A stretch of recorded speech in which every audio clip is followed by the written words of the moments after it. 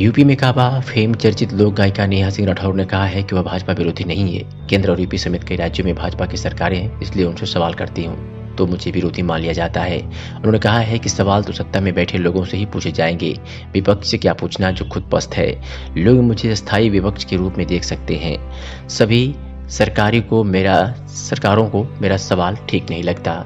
राठौर ने रविवार को मेदिनीनगर में मीडिया से बात करते हुए कहा कि कभी लेखक और कलाकार को विपक्ष की भूमिका में होनी चाहिए। इस भूमिका को निभा रही हूँ। सत्ता में बैठे लोगों से सवाल करने के कारण ही मुझे भाजपा विरोधी दलों का एजेंट कहा जाता है, विपक्ष की फॉर्मेट में मान लिया जाता है।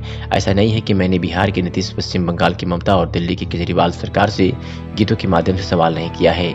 इन सरकारों को भी मेरा सवाल ठीक नहीं लगता।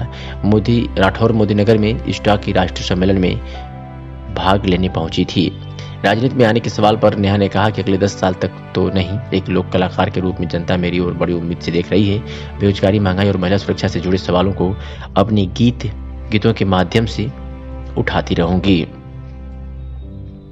मैं दिल्ली के मुखर्जी नगर में रहती हूँ। वहाँ प्रतियोगी परीक्षा की तैयारी करने वाले युवा मिलते हैं तो नौकरी को लेकर अपनी व्यथा जाहिर करते हैं।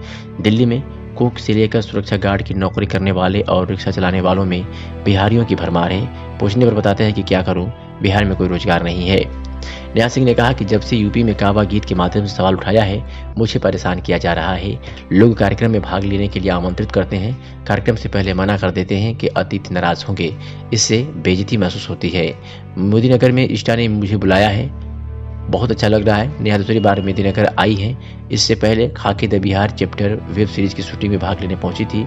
इसमें नेहा ने गाना गाया था, हथिया हथिया शोर कैलस समधि कत हो नाले अले हो।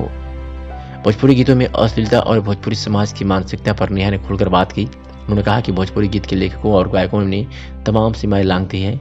गीतों में ऐसे अश्लील शब्द और अंगों के नाम का प्रयोग कर रहे हैं जिन्हें सार्वजनिक रूप से नहीं सुना जा सकता है। जातियों को टारगेट करके गीत लिखे जा रहे हैं और गाए जा रहे हैं। इससे सामाजिक ताने बाने बिखर रहे हैं, फिर भी इन गीतों को लोग सुन रहे हैं। ऐसे ही गीत हिट हो रहे हैं। यह भोजपुरी मानसिकता के दोहरेपन को उजागर करता है। ऐसे गीतों के लेखक और गाने वालों के खिलाफ सरकार को कार्रवाई करना चाहिए।